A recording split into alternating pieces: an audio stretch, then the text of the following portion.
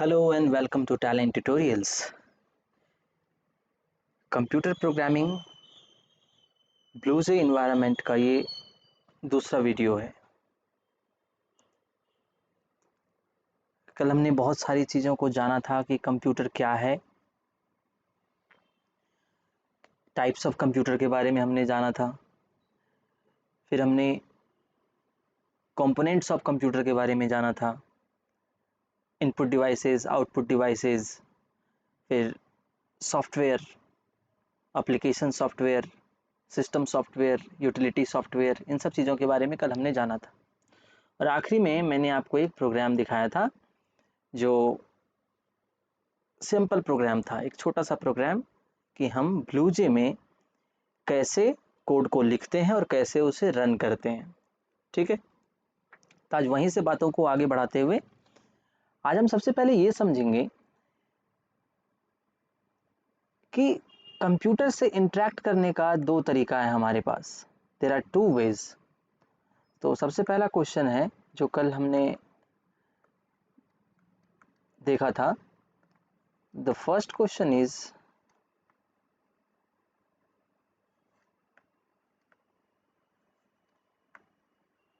how many ways are there to interact with a computer system?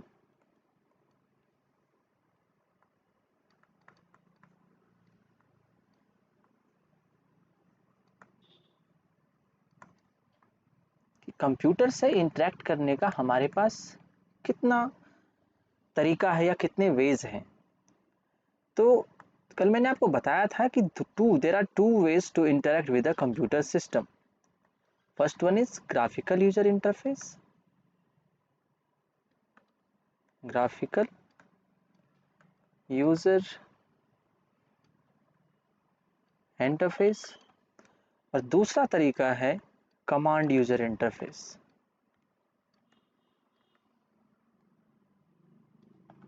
Command user interface. अब दोनों के बीच में आप देखेंगे तो यूजर लगा हुआ है। दो तरह के यूजर हैं, एक जो ग्राफिक्स को देखकर कंप्यूटर को यूज करते हैं और दूसरा जो कंप्यूटर के लिए कमांड लिखते हैं। तो जो कंप्यूटर के लिए कमांड लिखते हैं ना, उन्हें हम प्रोग्रामर कहते हैं। कमांड मीन्स आप ये समझो जैसे कि यूट्यूब पे ये वीडियो आप देख रहे हो, तो यूट्यूब भी एक एप्लीकेशन है, ठीक है, जो आप ऑपरेटिंग सिस्टम के साथ ही चला आता है। आपके गूगल के पैकेज में कोई भी मोबाइल खरीदोगे आप तो मोबाइल के पैकेज में ही वो शामिल रहता है, और नहीं है तो आप प्ले स्टोर से डाउनलोड कर सकते हो। ठीक है, तो एक यूजर किसी भी एप्लीकेशन को दो तरीके से देखता है। एग्जाम्पल के तौर पर मैं आपको एक छोटी सी बात और समझाऊं। जैसे कि एक मैकेनिक है और एक कार का ड्राइवर है। कार का ड्राइवर कार को सिर्फ चलाता है, यूज करता है, ड्राइव करता है। वो जानता है कि कैसे एक्सलरेटर, ब्रेक और क्लच को यूज करना है, स्टीयरिंग, इंडिकेटर,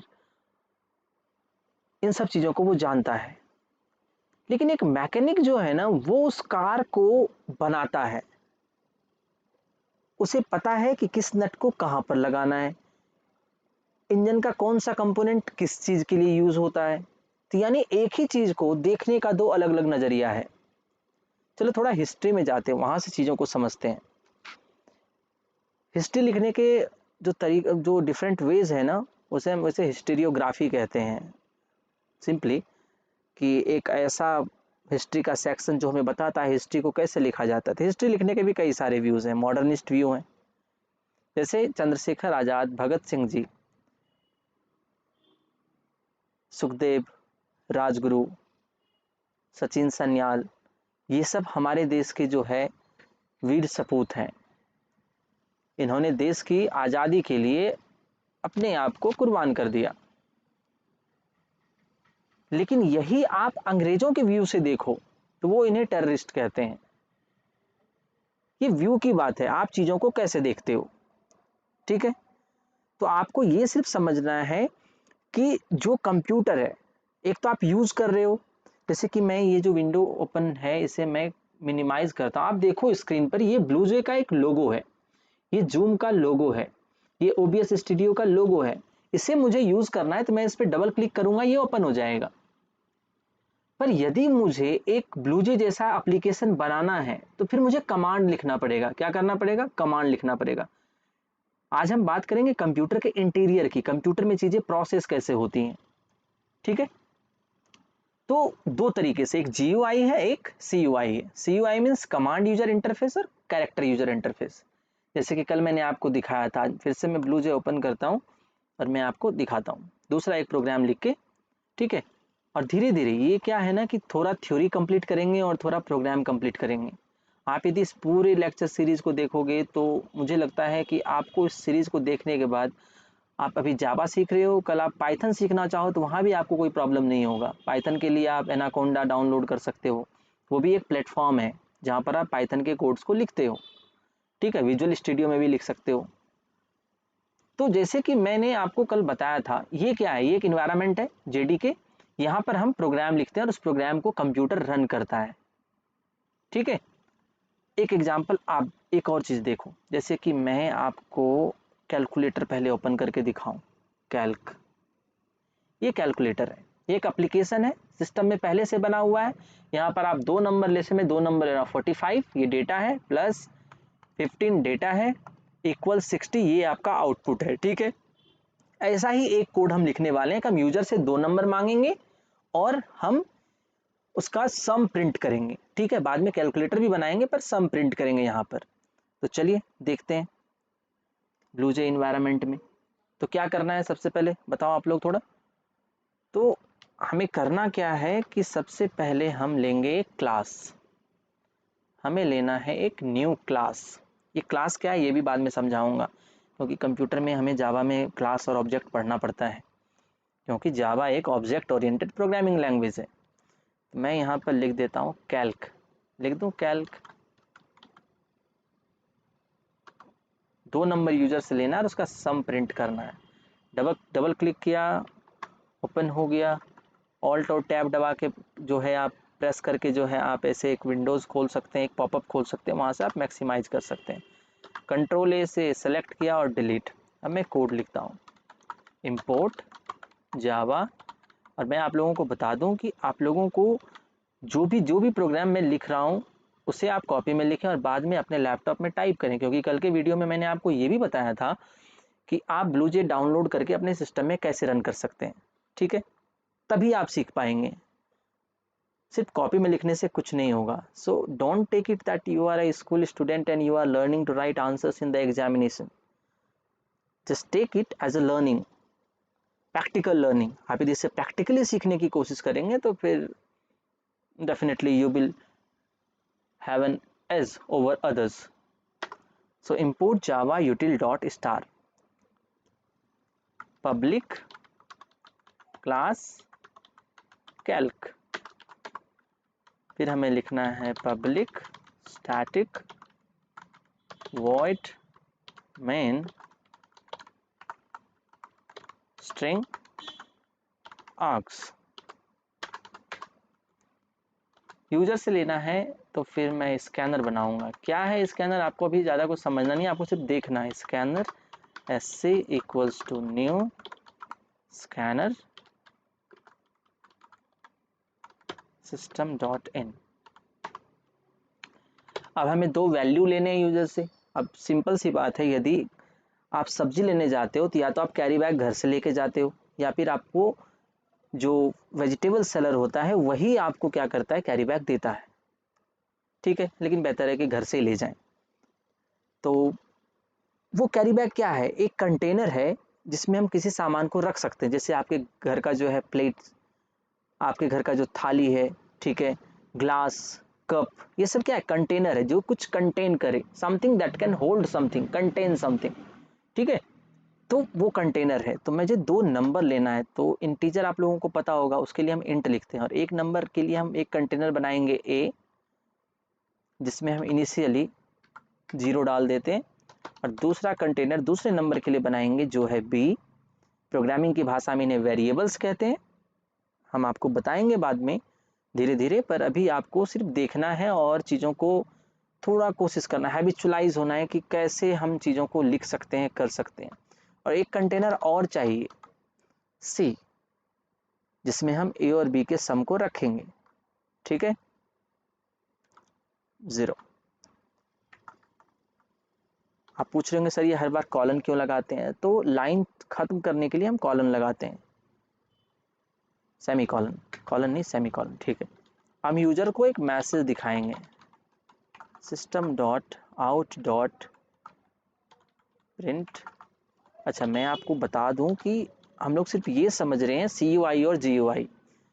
आपने जो कैलकुलेटर, मैंने जो कैलकुलेटर आपको दिखाया जहां पर हमने 45 और 15 दो नंबर लिए और एक इंस्ट्रक्शन प्लस डाला और उसने 60 आउटपुट दिया, वही हम यहाँ करने की कोशिश कर रहे हैं कि प्रोग्राम कैसे वर्क करता है, ठीक है। तो एंटर फर्स्ट नंबर, यहाँ पर हम एक मैसेज दिखाएंगे यूजर को, enter first number. User message देखेगा, वो एक नंबर डालेगा, तो वो नंबर आपको किस कंटेनर में रहना है, तो आपको ए में डालना है, a equals to sc dot next int, ठीक है। फिर एक और मैसेज दिखाएंगे, system dot out dot println, enter second number. उसे हमें किस में रखना है, बी में रखना है, sc डॉट नेक्स्ट इंट। ये नेक्स्ट इंट क्या लिख रहा हूँ, sc डॉट क्या लिख रहा हूँ, ये मैं समझाऊंगा आपको। प्रोग्राम जब आप 5-6 क्लास देख लेंगे ना, तो आपको खुद समझ में आने लगेगा, एक एक वर्ड आपको समझ में आएगा, एक एक लेटर समझ में आएगा कि हम क्यों लिख रहे हैं। It's very important to understand. तो ये मैं आपको रटा नहीं रहा हूँ, सिर्फ आपको समझा रहा हूँ। और आपको एक चीज़ मैं और बता दूँ कि ये कल मैंने आपको एक बात और बताई थी कि कंप्यूटर जो है ना, वो इनपुट प्रोसेसिंग और आउटपुट मेथड पे काम करता है। तो ये हमारा है इनपुट पार्ट, ये हमारा है इनपुट। हम सेग्रीगेट करके लिखेंगे जिससे कि आपको चीज़ें समझ में आए। और अब इनपुट के बाद क्या होगा, प्रोसेसिंग, प्रोसेसिंग पार्ट। तो प्रोसेस में करना क्या है, तो ए और बी का सम करना है, तो ए प्लस बी, ठीक है। ये है प्रोसेसिंग, सम ही करना है ना, ठीक है। हमारे पास यहाँ ऑप्शन नहीं है अभी कि हम अपने मन से क्लिक कर सके, हम सम कर रहे हैं, प्रोग्राम सिर्फ सम के लिए। तो चलो मैं नाम भी चेंज कर देता हूँ थोड़ा, इसे कैल्क सम कर देता हूँ।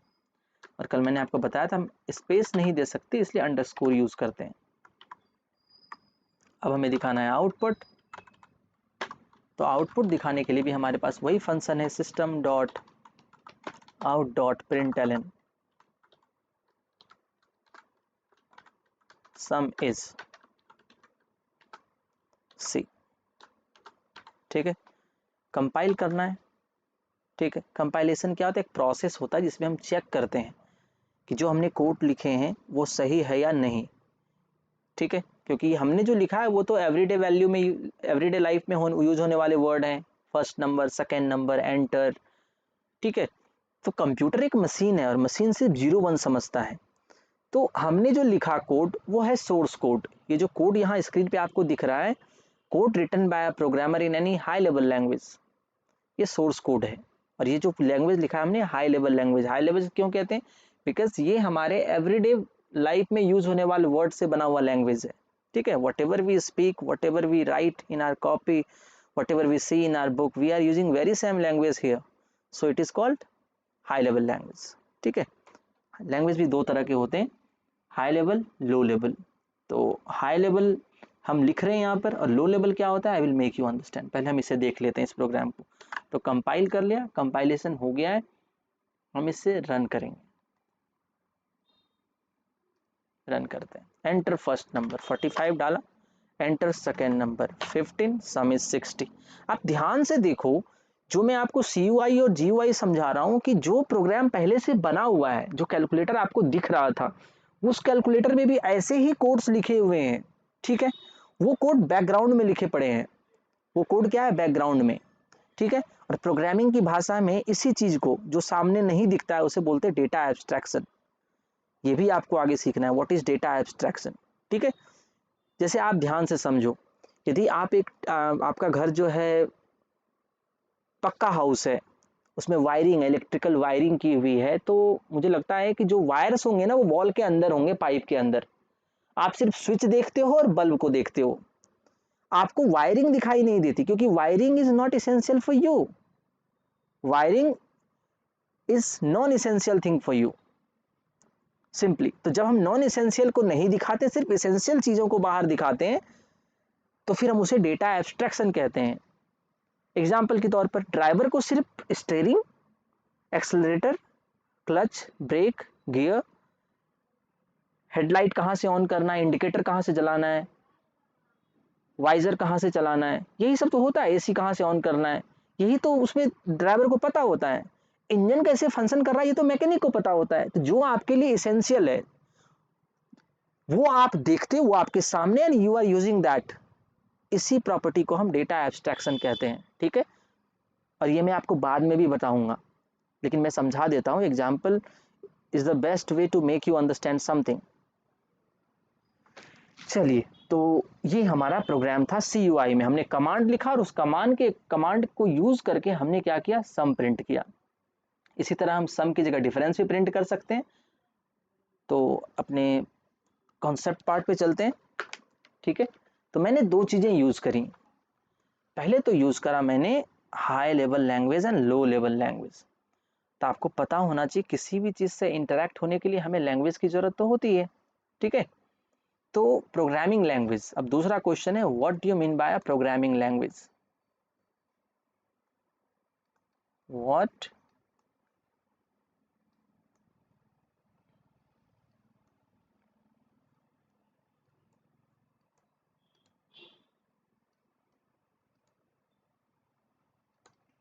What do you mean by a programming language? तो सिंपल सी बात है, एक लैंग्वेज तो हम यूज करते हैं आपस में इंटरेक्ट करने के लिए, जैसे हिंदी, इंग्लिश, बांग्ला, उर्दू, तमिल। तो ये लैंग्वेज है जिससे हम एक दूसरे से इंटरेक्ट करते हैं। बट कंप्यूटर एक मशीन है and I am a human being. तो फिर एक ह्यूमन बीइंग एक कंप्यूटर से इंटरेक्ट करता है तो कोई ना कोई लैंग्वेज तो होगा बीच में, ठीक है। तो जो भी लैंग्वेज हम यूज करते हैं इंटरेक्ट करने के लिए, that is called a programming language. क्योंकि कंप्यूटर से इंटरेक्ट करने के लिए आपको प्रोग्राम बनाना पड़ेगा, याद रखिएगा।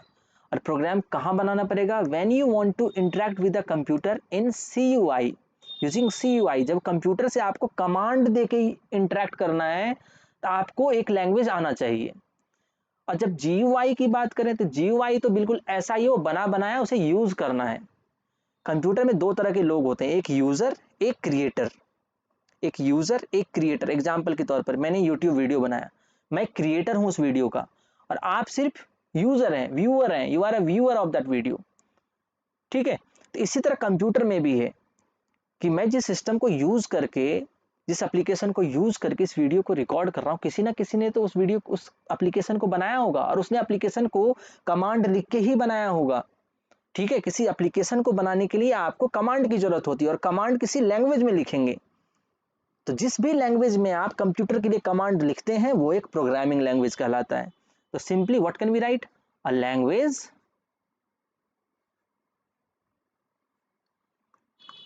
that is used to write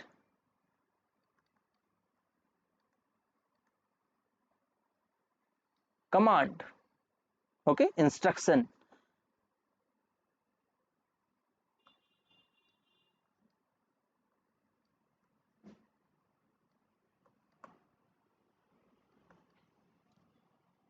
That is used to write a command for a computer system, not to a for a computer system, for a computer system. Computer ही काफी है, सिस्टम की जरूरत नहीं है।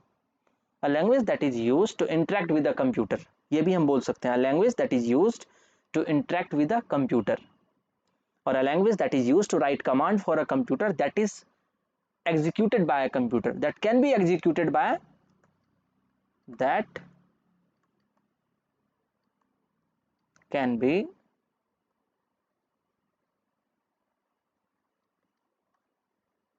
executed by a computer system is known as programming language, ठीक है। अब थोड़ा आगे चलते हैं। Programming language, types of programming language.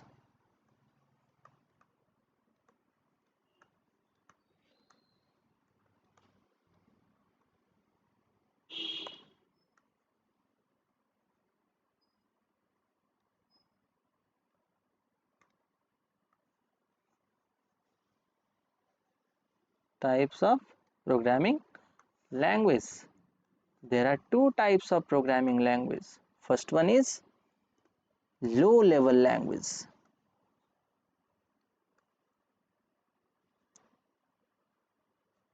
And second one is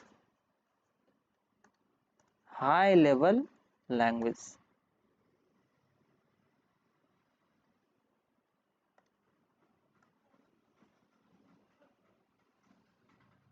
Low level language and second one is high level language. ध्यान से देखें, हाई लेवल लैंग्वेज जो है वो जैसे सी, मैं बहुत थोड़ा नए ऐसे लैंग्वेज के को यूज़ करूंगा जो कि आपने सुना हो, नहीं तो मैं फोर्ट्रॉन से शुरू कर सकता हूँ. पहला प्रोग्रामिंग लैंग्वेज फोर्ट्रॉन, कोबॉल, ठीक है. ये सारी प्रोग्रामिंग लैंग्वेज भी जो है ना ये बहुत पहले से बने पड़े हैं, क्योंकि मैंने आपको ये नहीं बताया कंप्यूटर के कितने जनरेशन्स हो गए हैं, क्योंकि वो हमारा मुद्दा नहीं है सीखने का कि कंप्यूटर के कितने जनरेशन हो गए हैं. ठीक है. वैसे मैं बता दूं कि अभी हम लोग 5th जनरेशन कंप्यूटर को क्या करते हैं, यूज़ करते हैं. थोड़ा सा आपकी जानकारी के लिए मैं आपको ये चीज़ें बताना चाहता हूँ, क्योंकि आपको थोड़ा सा पता होना चाहिए. तो फर्स्ट जनरेशन जो है, थोड़ा सा इन बातों को छोड़ते हुए थोड़ा सा हम आगे बढ़ते हैं, ये मैं आऊँगा पीछे वापस.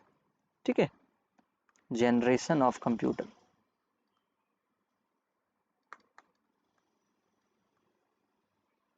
ये हिस्ट्री की चीज़ें, कंप्यूटर का हिस्ट्री, सो वो हमें नहीं पढ़ना है, फिर भी मैं बता दूं. फर्स्ट जनरेशन जो है वो आपका 1940 से 1952 तक के समय में जितने भी कंप्यूटर बने वो सारे फर्स्ट जनरेशन कंप्यूटर कहलाते हैं. ठीक है. और इस समय जो है इलेक्ट्रॉनिक ट्यूब जो कंप्यूटर होते थे ना, एक बहुत बड़ा बड़ा कंप्यूटर होता था, बहुत बड़ा बड़ा वैक्यूम ट्यूब और इलेक्ट्रॉनिक ट्यूब से बना हुआ कंप्यूटर था. इलेक्ट्रॉनिक ट्यूब और वैक्यूम ट्यूब से बना हुआ कंप्यूटर था. दूसरा जो जनरेशन आया, सेकेंड जनरेशन, ये आपका 1952 के बाद आया, यानी 1952 से 64 तक. यहां पर क्या यूज हुआ, तो यहां पर जो है ट्रांजिस्टर यूज होने लगा, यानी कंप्यूटर का साइज थोड़ा सा कम होने लगा. ठीक है. फिर थर्ड जनरेशन आया 1964 टू 1971. ठीक है. इस समय क्या हो गया, इस समय हमारे पास आईसी आ गया, छोटे छोटे आईसी, इंटीग्रेटेड सर्किट, और कंप्यूटर का साइज बहुत ही छोटा होने लगा. इंटीग्रेटेड सर्किट यानी छोटा छोटा चिप लगने लगा. इसीलिए जो है ना, अब आप डिजिटल वॉच यूज कर सकते हैं. डिजिटल वॉच के अंदर छोटा छोटा आईसी लगा होता है, ऐसा कुछ कभी आपने नहीं खुला देखा होगा, तो ऐसा एक आईसी, या फिर हर एक चीज में आईसी होता है. अब लैपटॉप में भी आईसी है, टीवी में भी आईसी है, मोबाइल में भी आईसी है, और आपके हाथ में जो रिस्ट वॉच है, एनालॉग नहीं डिजिटल रिस्ट वॉच, वहां भी आईसी है. ठीक है. हर जगह यूज होने लगा है. फोर्थ जनरेशन की बात करें हम, तो फिर इसमें जो है ना एलआईसी आने लगा, लार्जली इंटीग्रेटेड सर्किट. मतलब बहुत ज्यादा सर्किट को इंटीग्रेट करके, आईसी का साइज वही रहा पर उसमें उसका कैलकुलेशन पावर, ठीक है, कैलकुलेशन टाइम रिड्यूस हो गया. यानी मल्टीपल चीजों को एक आईसी के थ्रू हमने करना शुरू कर दिया. यानी 1971 से अभी तक हम लगभग वही यूज कर रहे हैं, एलआईसी.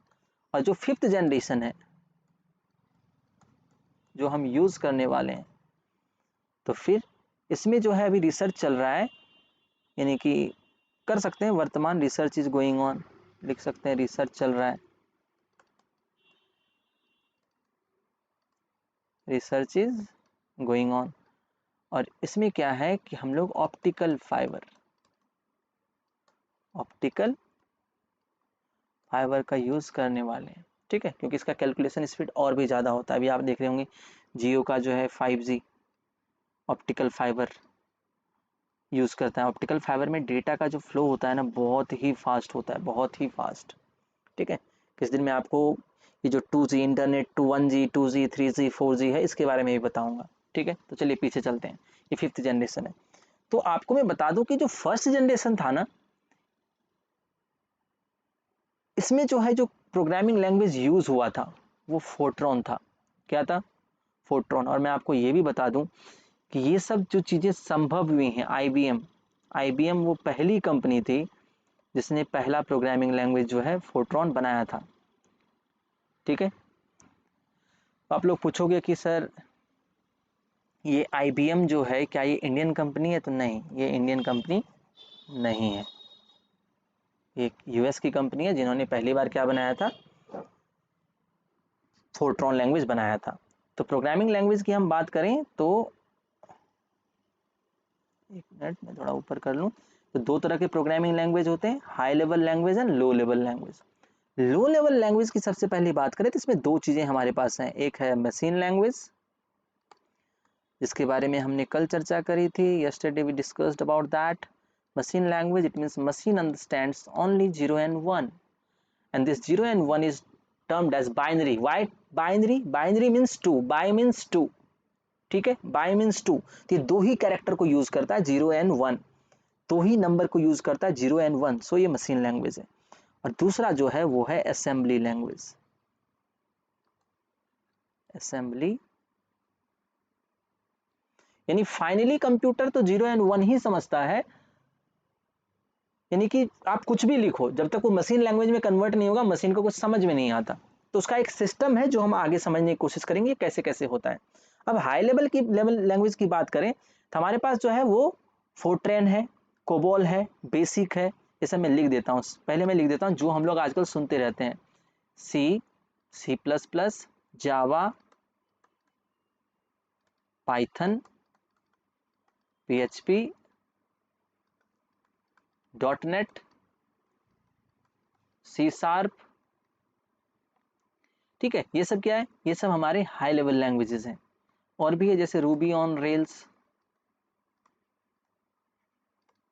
ठीक है, लेकिन पुराने, क्योंकि आप कभी भी कॉम्पिटिटिव एग्जाम में बैठोगे या फिर कभी किसी ने पूछ दिया क्या फोर्ट्रेन जो है ये हाई लेवल लैंग्वेज है, तो मैं आपको बता दूं कि हाँ ये हाई लेवल लैंग्वेज है फोर्ट्रेन। तो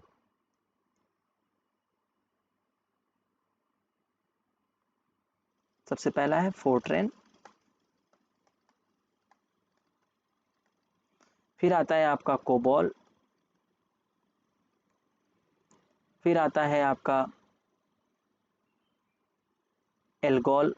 अच्छा, फोर्ट्रेन में भी दो थे, पहला फोर्ट्रेन 1, फोर्ट्रेन 2, या फोर्ट्रॉन 1, फोर्ट्रॉन 2। अच्छा, ए और एन में कंफ्यूज मत होइएगा, एक ही चीज़ है।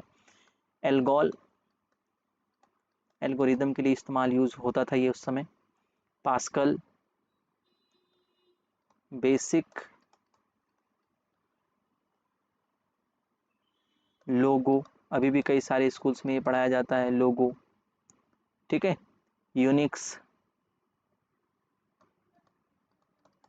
तो ये सब भी क्या है? आपका हाई लेवल लैंग्वेज ही है। क्योंकि हाई लेवल लैंग्वेज जो है ना, हम डे टू डे लाइफ में जो वर्ड्स हम यूज करते हैं उसी का यूज करके हम क्या करते हैं? प्रोग्रामिंग लैंग्वेज लिखते हैं। ठीक है, तो ये आपको ध्यान रखना है कि हाई लेवल लैंग्वेज जो है बहुत ही ज़्यादा सिमिलर है ऑर्डिनरी लैंग्वेज से, जो कि हम बोलते हैं और लिखते हैं एक इंसान होने के नाते। ठीक है, तो दो तरह के लैंग्वेज होते हैं, हाई लेवल, लो लेवल। अब डिफरेंस क्या है दोनों में ये भी जानना जरूरी है, क्योंकि एग्जाम में तो क्वेश्चन ही पूछ लेता है differentiate between high level language and low level language. ठीक है, तो नेक्स्ट क्वेश्चन है हमारा,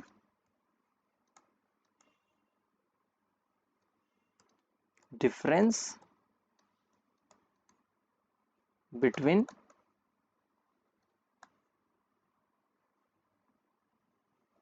high level language and low level language. तो चलिए, एक तरफ हम लोग लिखते हैं हाई लेवल लैंग्वेज, दूसरी तरफ लिखते हैं लो लेवल लैंग्वेज। ठीक है, क्या डिफरेंस है? High level language easy to understand है, या इजी टू लर्न पहले लिखते हैं, it is easy to learn. दूसरा, इजी टू अंडरस्टैंड, ये समझने में भी आसान है। फिर जब ये लिखने और समझने में आसान है तो easy to write, easy to debug. अब ये डिबग क्या होता है, एक नया शब्द है डिबगिंग।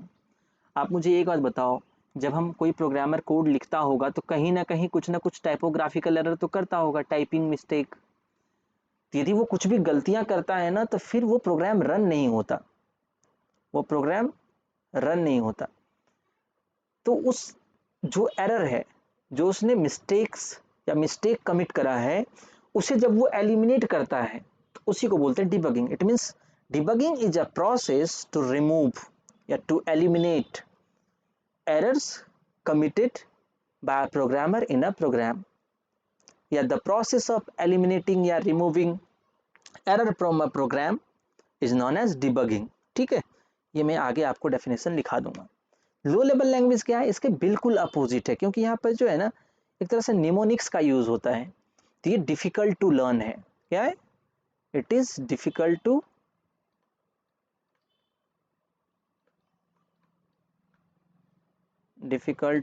लर्न। दूसरा, it is difficult to understand. सीखना इसलिए मुश्किल होगा क्योंकि ये समझना मुश्किल है। ऐसा नहीं कि लिखते नहीं है, लिखते तो हैं ही प्रोग्रामर, जो बड़े बड़े प्रोग्रामर होते हैं उन्हें पता होता है। फिर डिफिकल्ट टू राइट,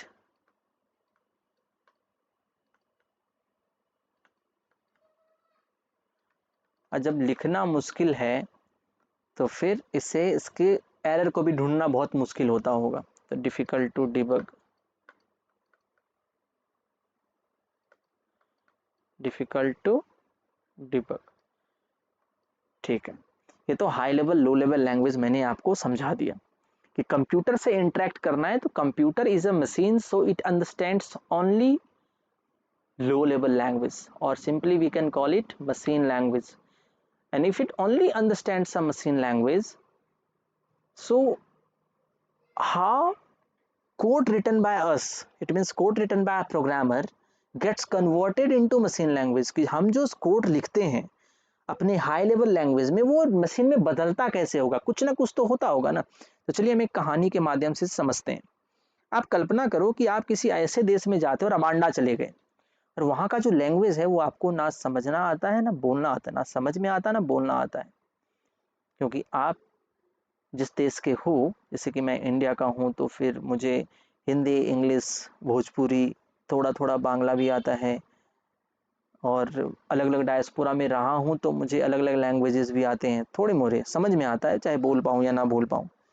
इसका मतलब मेरे दिमाग में बहुत सारे लैंग्वेज ट्रांसलेटर हैं। समझ में आ रहा है, मतलब सामने वाले की बात को सुन के मैं समझ सकता हूँ, तो मेरे दिमाग में बहुत सारे ट्रांसलेटर हैं। तो आप मुझे एक बात बताओ, आप किसी ऐसे कंट्री में चले गए जहाँ पर, चलो रवांडा छोड़ो, आपको जापान ले चलते हैं। तो जापान लेके चले गए, वहाँ के लोग सिर्फ जापानीज समझते हैं, बोलते भी हैं और समझते भी हैं। आप बोलोगे सर वहाँ हिंदी इंग्लिश भी समझ में आता होगा, तो आता होगा लोगों को, वो ठीक है, लेकिन आपको मैं ऐसे एरिया में लेके गया हूँ जहाँ के लोग सिर्फ जापानीज समझते हैं, सिर्फ जापानीज। आप उनसे कैसे इंटरेक्ट करोगे, सोचो। सिंपल सी बात है, आपको एक ट्रांसलेटर को ढूंढना पड़ेगा। ट्रांसलेटर मतलब एक ऐसा इंसान जो हिंदी इंग्लिश जानता हो और साथ साथ जापानीज भी जानता हो। आप हिंदी इंग्लिश में बोलोगे, वो ट्रांसलेटर क्या करेगा, जापानीज में कन्वर्ट करके सामने वाले को बोलेगा, सामने वाला जापानीज में रिप्लाई करेगा, वो आदमी आपको उस जापानीज को हिंदी इंग्लिश में ट्रांसलेट करके आपको बताएगा। यही कंप्यूटर के साथ भी होता है। यानी सिंपल सी बात है कि ये है high level language, high level language.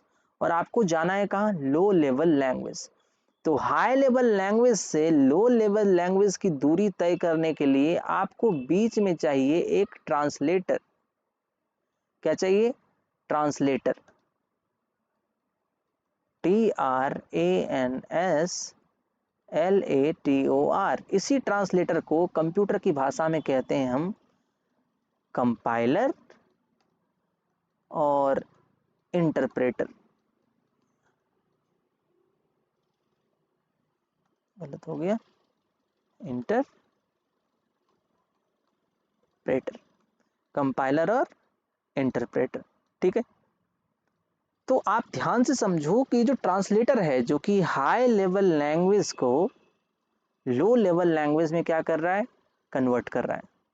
You need a compiler और इंटरप्रेटर। इसका मतलब आप यदि जावा में लिख रहे हो कोड को और ये कन्वर्ट हो रहा है 0 एंड 1 में, यानी आप जो कुछ भी जावा में लिख रहे हो वो 0 1 में कन्वर्ट हो रहा है, तो आपके पास जो है एक जावा का कंपाइलर होगा, जावा कंपाइलर या इंटरप्रेटर। अब कंपाइलर और इंटरप्रेटर में अंतर क्या होता है ये भी मैं आपको बताऊंगा और इसी वीडियो में बताऊंगा, ठीक है। आप सिर्फ इसे देखते रहो, चीज़ों को नोट करते रहो, क्योंकि ये प्रोग्रामिंग बेसिक का मैं ये नहीं बोलूँगा कि ये बेस्ट वीडियो है, पर वन ऑफ द बेस्ट मैं इसे कह सकता हूँ। तो आप इसे सिर्फ समझो कि जावा एक हाई लेवल लैंग्वेज है और फाइनली आपको 0 और 1 तक पहुँचना है, बाइनरी तक पहुँचना है, तो जावा अपना कंपाइलर या इंटरप्रेटर होता होगा। सिंपल सी बात है ना, दुनिया के हर एक इंसान को हर एक लैंग्वेज तो आती नहीं है, तो आपको जापान में कोई ना कोई ऐसा मिल जाएगा जो कि आपके हिंदी इंग्लिश को जापानीज में कन्वर्ट करेगा, लेकिन क्या उसी जापानीज समझने वाले इंसान को आप किसी दूसरी कंट्री में ले जा सकते हैं? रवांडा ले जा सकते हैं जहाँ पर कोई वहाँ की भाषा बोली जाती है? नहीं, उसके लिए अलग, यानी हर एक लैंग्वेज का अपना एक कंपाइलर होता है। हर एक लैंग्वेज को, यानी हाई लेवल को लो लेवल में बदलने के लिए हर एक लैंग्वेज अपना एक कंपाइलर रखता है। जैसे सी एक प्रोग्रामिंग लैंग्वेज है, सी का कंपाइलर अलग होता है। सी प्लस प्लस एक लैंग्वेज है, उसका कंपाइलर भी अलग है। लेकिन कभी कभी क्या होता है, सी प्लस प्लस का कंपाइलर जो है वो सी वाले कोड को भी रन कर देता है, ठीक है, रन कर देता है, क्योंकि दोनों कंपाइलर में समानता है। जैसे कि हिंदी इंग्लिश समझने वाला इंसान यदि कोई अमेरिका से यहाँ आया, वो सिर्फ इंग्लिश जानता है और यहाँ के लोगों से हिंदी में मतलब उससे बात करनी है, एक इंसान जो मेरे जैसा भी होगा वो हिंदी इंग्लिश दोनों समझता है और दोनों बोल लेता है, तो वो क्या करेगा, वो एक ही कंपाइलर, मतलब एक ही इंसान दो अलग अलग लैंग्वेज में कन्वर्जन कर सकता है, हिंदी इंग्लिश में, ठीक है। तो ऐसा ही कुछ सी और सी प्लस प्लस के साथ है। तो जावा जो है एक हाई लेवल लैंग्वेज है और ये आपको मशीन लो लेवल लैंग्वेज में, मशीन कोड में पहुंचना है, तो आपको चाहिए कंपाइलर और इंटरप्रेटर। अब देखते हैं कंपाइलर और इंटरप्रेटर में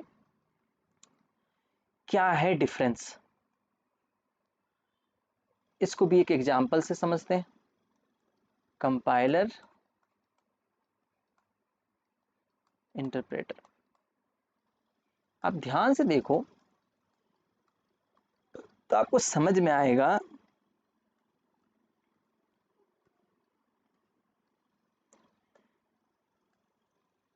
आपने कभी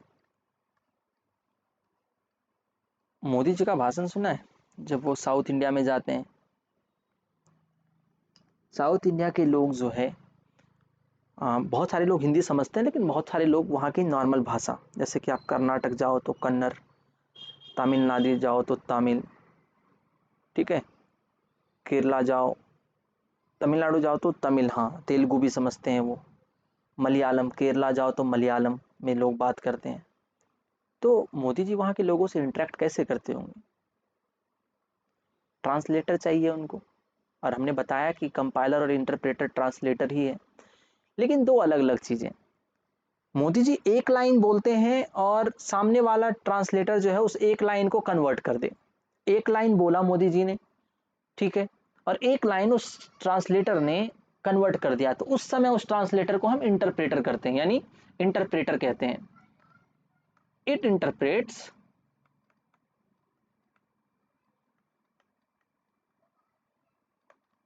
लाइन बाय लाइन। इंटरप्रेट मतलब हाई लेवल को लो लेवल में बदलना, यानी मोदी जी हिंदी में बोल रहे हैं और उसको सामने वाले ने क्या किया, किस में कन्वर्ट कर दिया, तमिल में कन्वर्ट कर दिया, या फिर कन्नड़ में या मलयालम में कन्वर्ट कर दिया, तेलुगु में कन्वर्ट कर दिया, ठीक है, लाइन बाय लाइन, ठीक है। तो कंपाइलर क्या करता होगा, सामने वाले ने पूरा भाषण दिया और फिर अपना भाषण देके शांत हो गए। दूसरा जो है, जो कंपाइलर है, जो मतलब जो ट्रांसलेटर है, क्योंकि हम कंपाइलर इंटरप्रेटर दोनों ट्रांसलेटर ही हैं, तो जो कंपाइलर है वो पहले पूरा भाषण सुन लेता है और फिर अपने मन से ट्रांसलेट कर करके जो है भाषण देता है। यानी compiler compiles complete program, compiler compile complete और whole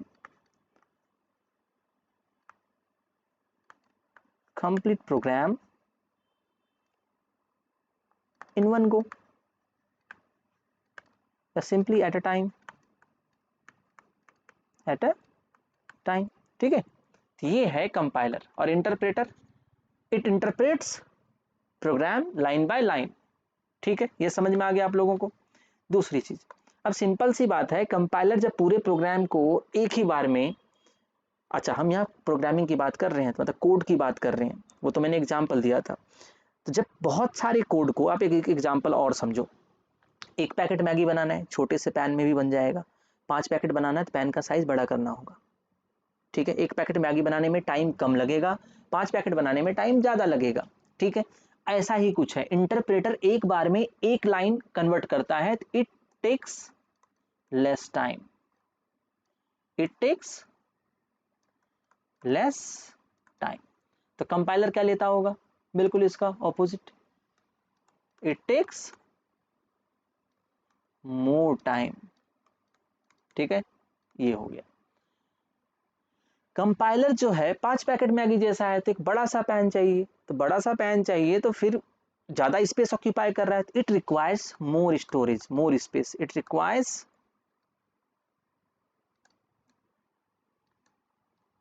more space, it requires less space. Space या स्टोरेज, यहाँ स्पेस का मतलब है storage, memory, storage slash memory, space slash memory, ठीक है। तो ये कंपाइलर और इंटरप्रेटर में क्या है, डिफरेंस है, ठीक है। तो वीडियो को ज़्यादा लंबा ना करते हुए एक प्रोग्राम और करते हैं, क्योंकि मैं आपको एक बात समझा दूं कि अभी हम दूसरे वीडियो में ही हैं।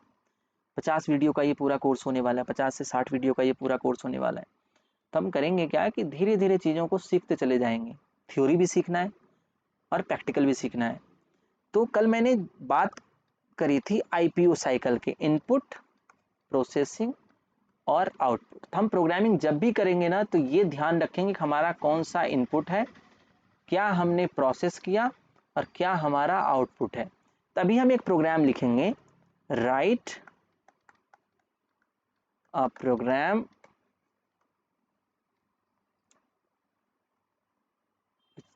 which accepts length and breadth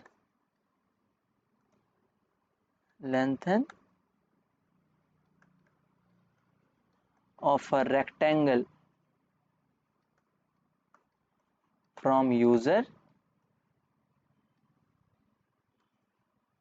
and prints, or simply we can say displays area, perimeter and diagonal, ठीक है। यानी हम एक प्रोग्राम लिखेंगे जिसमें हम यूजर से लेंथ और ब्रेथ लेंगे रेक्टेंगल का, और उसका एरिया, पेरीमीटर और डायगोनल प्रिंट करेंगे, ठीक है। तो इनपुट पार्ट में हमें एलबी लेना पड़ेगा, लेंथ और ब्रेथ यूजर से लेना पड़ेगा, और कैलकुलेशन पार्ट में, प्रोसेसिंग पार्ट में हम कैलकुलेट करेंगे और डिस्प्ले में शो करेंगे। अब एक चीज और मैं बताऊं कि हमें यूजर को दिखाने के लिए जो है ना, यूजर को कुछ भी दिखाना है स्क्रीन पर, हम यूज करते हैं function system dot out dot println, ठीक है। ये क्या है ये मैं आपको बाद में बताऊंगा, लेकिन मैं बता दूं कि इस फंक्शन को यूज करते हैं हम लोग यूजर को दिखाने के लिए और लेने के लिए भी। यूजर को पहले मैसेज दिखाएंगे तभी तो यूजर आपको इनपुट देगा ना, तो आपको मांगना हो या दिखाना हो, तो system dot out dot println. और इसी का एक और वर्जन है जो कि है system dot out dot print, L N नहीं लगा हुआ है। एलन क्या करता है, जैसे कि आपने एलन के इसके अंदर ऊपर वाले में कुछ लिखा, ठीक है। ये क्या करता है, प्रिंट करने के बाद इसके अंदर जो कुछ भी लिखा, प्रिंट करने के बाद जो कर्सर होता है ना, वो नेक्स्ट लाइन में चला आता है, ठीक है। यहाँ चला आएगा, इस जगह चला आएगा। लेकिन प्रिंट में क्या होता है, प्रिंट करने के बाद कर्सर जो है यहीं रह जाता है, ठीक है। तो यही डिफरेंस है दोनों में। चलिए, तो वीडियो को ज़्यादा लंबा नहीं करना है, तो हम प्रोग्राम करते हैं, फिर इस वीडियो को ख़त्म करते हैं और फिर तीसरी वीडियो में मिलते हैं। और ध्यान से देखें, सीखें, लाइक करें, शेयर करें, सब्सक्राइब करें, ज़्यादा से ज़्यादा लोगों तक देखें, क्योंकि ये वीडियो कुछ दिन ही जो है यूट्यूब पर ऐसे पब्लिक में रहने वाला है, फिर मैं इसे प्राइवेट कर दूंगा।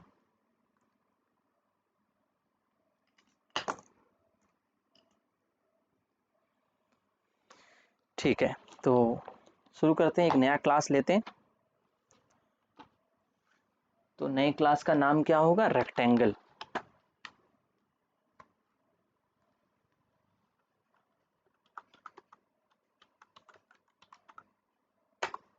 एक नया क्लास बन गया।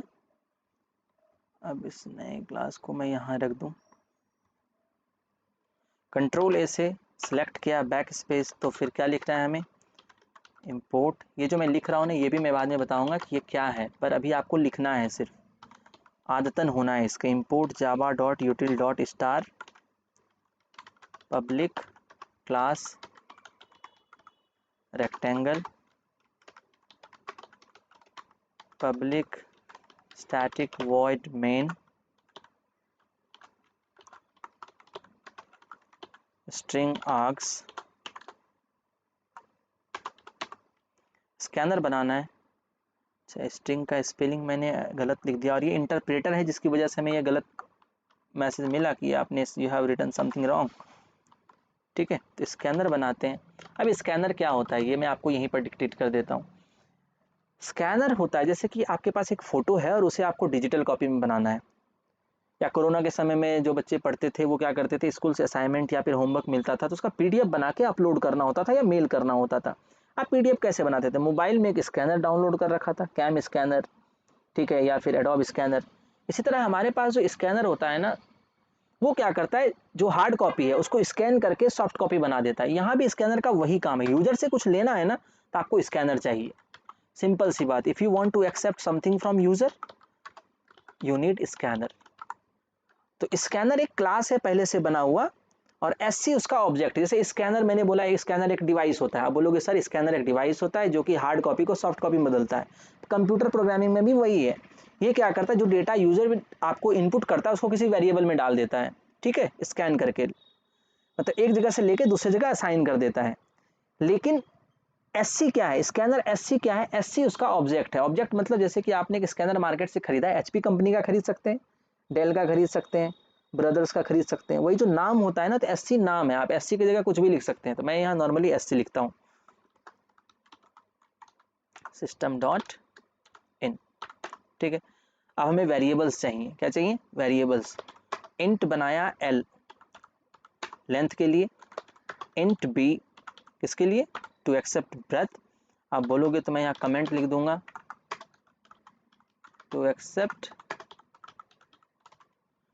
पूछोगे सर ये कमेंट क्या होता है, तो ये प्रोग्राम को समझने में आसानी से आपको समझ में आ जाता है। It helps us to understand a program. Example, आप सड़क पे जब चलते हैं ना, बहुत सारे बोर्ड्स लगे होते हैं, डायरेक्शन बताया रहता है, डिस्टेंस लिखा होता है। क्या करता है वो, आपका सड़क पर मूवमेंट को आसान कर देता है। इसी तरह प्रोग्रामिंग में भी है कि मैंने लिखा कुछ और सामने वाले को समझ में कैसे आएगा, तो आई विल राइट कमेंट। तो मैंने लिख दिया यदि कि टू एक्सेप्ट लेंथ, तो वो समझ में आ जाएगा कि ये जो वेरिएबल बना है ये लेंथ। अच्छा, वेरिएबल क्या होता है, named memory location. What is variable, named memory location, ठीक है। आप किसी कमरे में रहते हैं तो वो उस कमरे में आप ही रहते हो, तो वो आपका एक लोकेशन है जहाँ पर रहते हो, ठीक है।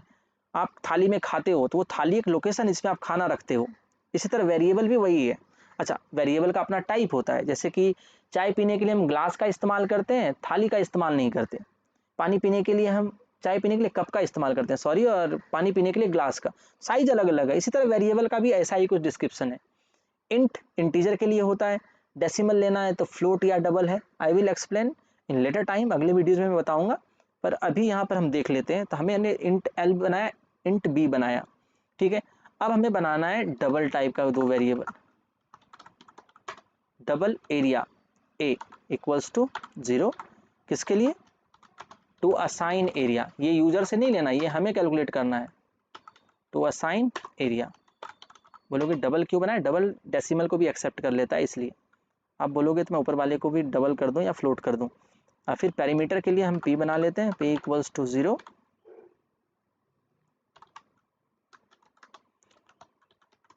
To assign perimeter. और हमें निकालना है, डायगोनल भी निकालना है, d equals to 0।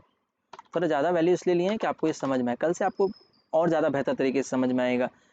To assign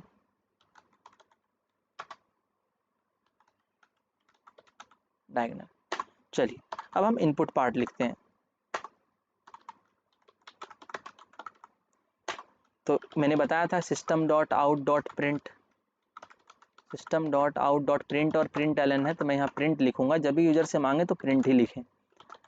enter length, ठीक है। अब ये लेंथ किस में जाएगा, एल में। sc dot next int, int है इसलिए मैंने नेक्स्ट इंट लिखा, डबल रहता तो नेक्स्ट डबल लिखते। फिर ब्रेथ मांगना है, system dot out dot print, enter breadth, ये किस में ले लिया, बी में। sc डॉट नेक्स्ट इंट, ये हमारा इनपुट पार्ट था। अब क्या करना है, प्रोसेसिंग। तो प्रोसेसिंग में एरिया निकालना था, a equals to L into B, perimeter equals to 2 into L plus B. अच्छा, कंप्यूटर ब्रैकेट के बाद मल्टीप्लाई साइन लगाना पड़ेगा। एस्ट्रिस्क जो होता है नहीं, स्टार साइन कहते हैं उसको, बोलते हैं एस्ट्रिस्क, यही मल्टीप्लिकेशन के लिए यूज होता है। डायगोनल निकालना है तो d इक्वल्स टू एक फंक्शन लगाना पड़ेगा मैथ डॉट sqrt, ठीक है। L square plus B square होता है तो हम लिखेंगे l into L plus B into B, ये L square plus B square का स्क्वायर रूट निकल जाएगा और d में चला जाएगा। अब हम दिखाएंगे output,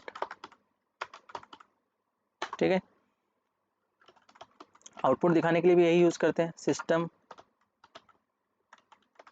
dot out dot print L N area is, या एरिया ऑफ रेक्टेंगल।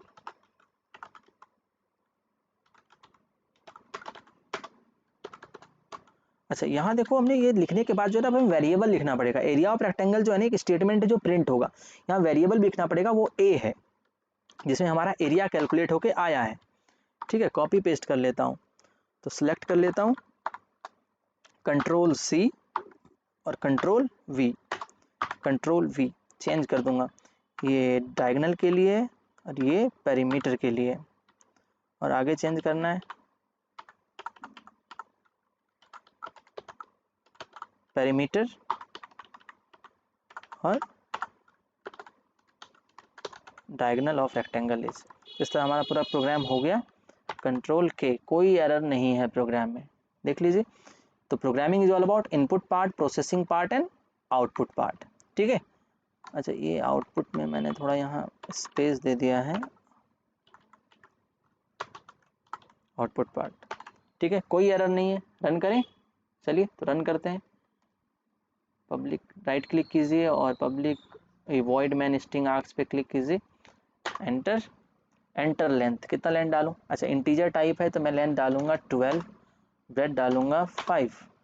तो एरिया ऑफ रेक्टेंगल इज 60, 12 5 जा 60, पेरीमीटर 12 प्लस 5 17 2 जा 34, और डायगोनल 13, 12 का स्क्वायर 144, 5 का square 25, 144 plus 25 169, square root of 169 is 13। So ये प्रोग्राम बिल्कुल सही काम कर रहा है, ठीक है। तो प्रोग्रामिंग ये जो है ना, ये user graphic command user interface है।